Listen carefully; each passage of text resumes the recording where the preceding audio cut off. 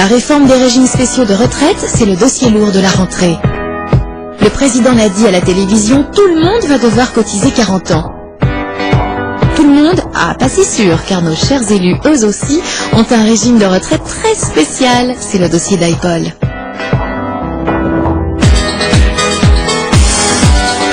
On est allé voir Sauvegarde Retraite, une association qui milite pour la réforme et l'égalité des citoyens face à la retraite.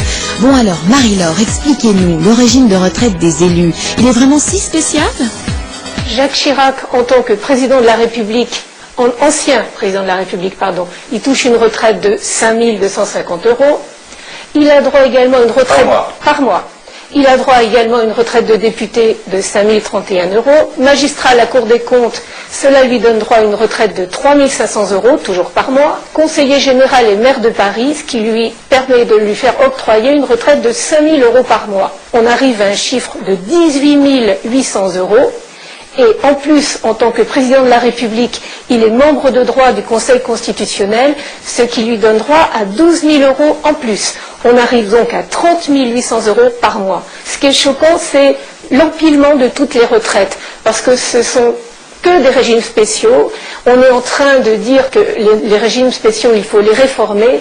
Et là, non seulement ils ne sont pas réformés, mais ils sont empilés. Bon, alors pour tous ce sera 40 ans, mais un député, il doit travailler combien d'années pour toucher sa retraite, hein? En ce qui concerne la députation, les députés ont cela d'extraordinaire, c'est qu'ils font un mandat de 5 ans, un seul, et ils ont droit à partir de l'âge de 60 ans à une retraite mensuelle de 1 548 € par mois. Donc c'est quand même incroyablement énorme par rapport au montant cotisé, sachant que cette retraite de 1 548 € par mois, ça représente la retraite moyenne de quelqu'un du privé qui aura travaillé 40 ans. 1 500 € pour 5 ans, 3 000 € pour 10 ans, etc., etc., 4 500 pour 15 ans. Donc là, il a été député longtemps. Ils ont un rapport de 1 pour 6, c'est-à-dire qu'ils gagnent, ils empochent 6 fois la mise une fois qu'ils sont à la retraite par rapport au montant des cotisations versées. Pour aller plus loin, on a eu envie de se lancer dans le calcul de la future retraite de notre Premier ministre et également de notre président. Du côté de M. Sarkozy, ça donnerait environ ça. 4 000 € comme ancien député, 5 250 comme ancien président, 2 000 € au bas mot en tant qu'élu local et maire de Neuilly pendant 20 ans quand même. Et si on ajoute les 12 000 € du Conseil constitutionnel, ça donnerait environ 23 250 €. Belle retraite, hein?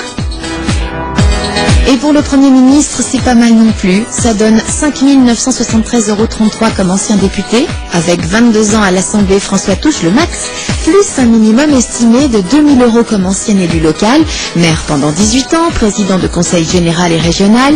Au total, une retraite estimée à près de 8 000 €. Et même en brut, c'est pas mal, hein.